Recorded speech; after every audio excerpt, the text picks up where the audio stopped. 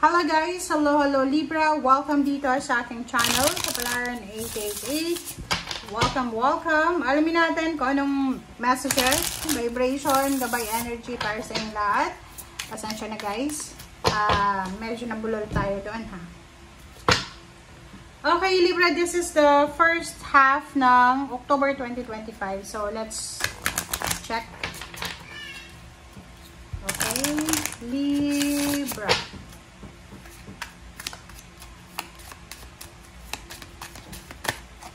Okay, Libra, spider and hair.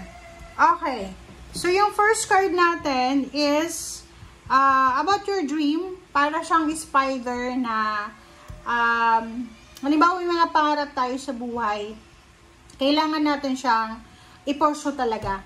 And yung hair naman, strength, sinasabi na take time to make clear decisions. Parang same din siya. Pareho lang yung dalawang barahan na yan na sinasabi na kung may mga bagay-bagay tayo na gustong mangyari sa buhay natin, kailangan natin pag-aralan, kailangan nating alamin, kailangan nating maging straightforward ba? Okay? Huwag tayong magmamadali. Huwag tayong padadala sa parang emotions, or huwag tayong magpapadala sa pagiging desperate natin. If you are Libra na looking for a job, like for example, looking for a job ka, fresh graduate, or kung ano man, mag-iingat ka kasi possible talaga na because of your dreams, diba? Because marami kang gustong mapanalo sa buhay.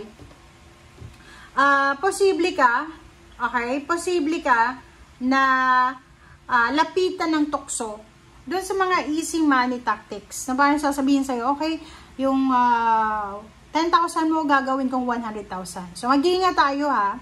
Mag-iingat tayo sa mga desisyon natin, Libra.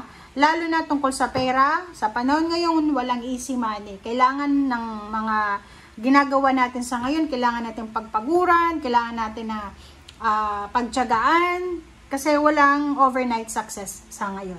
Okay? Lalo na sa panahon ngayon, magkakaroon ka lang ng overnight success kung illegal or kung may mga ginagawang masama. Diba? Alright. So, let's check.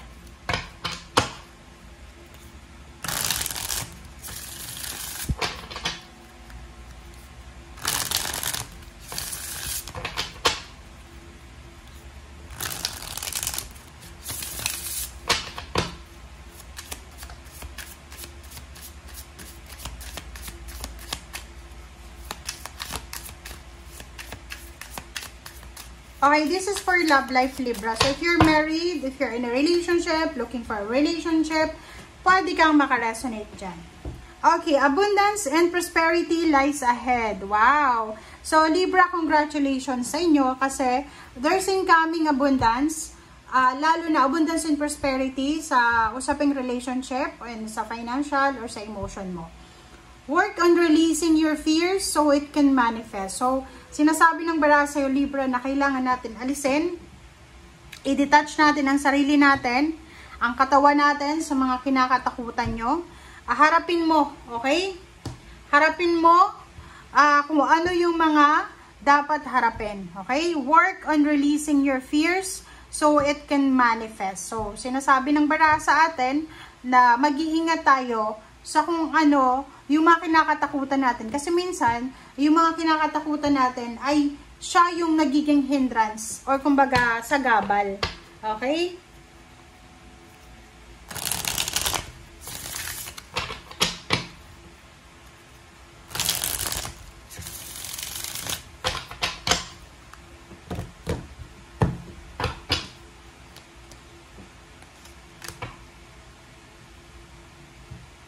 Okay, Three of Pentacles. This is all about money, collaboration, partnership. So, for example lang, mayroon ditong mga Libra na naghihintay kayo ng pag-o-open ng business, kung kailan mag-forgo yung ano, tama ba? Yung mga kapartner mo sa trabaho or negosyo or kung ano pa man. Sinasabi ng baraha sa atin na we need to be patient. Kasi darating eh. Like, halimbawa to, naghihintay tayo kung kailan magbubukas yung company na gusto nating applyan. Naghihintay tayo kung kailan makikipag-collaborate sa atin, makipag-partner, yung taong gusto nating maging partner sa negosyo or trabaho. So, sinasabi ng baraha dito na abundance and prosperity ay parating na sa buhay mo. So, we need to be patient. Huwag kang matatakot. Okay? Alright, 10 of Wands and the Emperor. Nakikita ko meron ditong mga Libra na sobra-sobra yung obligations nyo. Sobrang busy, marami kang responsibilidad. Ang bigat-bigat ng responsibilidad mo everyday. But you have the authority, you have the freedom, you have the authority na mabago kung ano man or matapos kung ano man yan na nakakapabigat sa'yo. King of Cups, this is emotion, this is family, and justice. So, sa usaping relationship, pamilya, may mga Libra ditong makakatanggap kayo ng recognition, awards, rewards from, like for example, sa trabaho. Okay? May mga anak kayo na posibleng makakatagpo ng, or makakahanap ng stable na job. So, there's a good karma para sa pamilya mo na pwedeng magdala sa'yo ng happiness and contentment. Tower and 7 of Pentacles.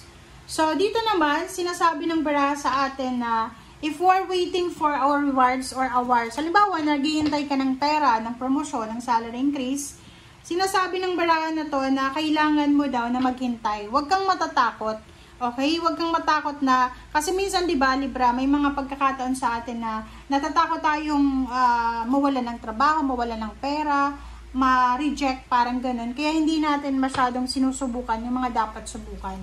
Okay, the World card. Sinasabi ng baraha sa atin dito, okay? Yung World kasi, this is accomplishment eh.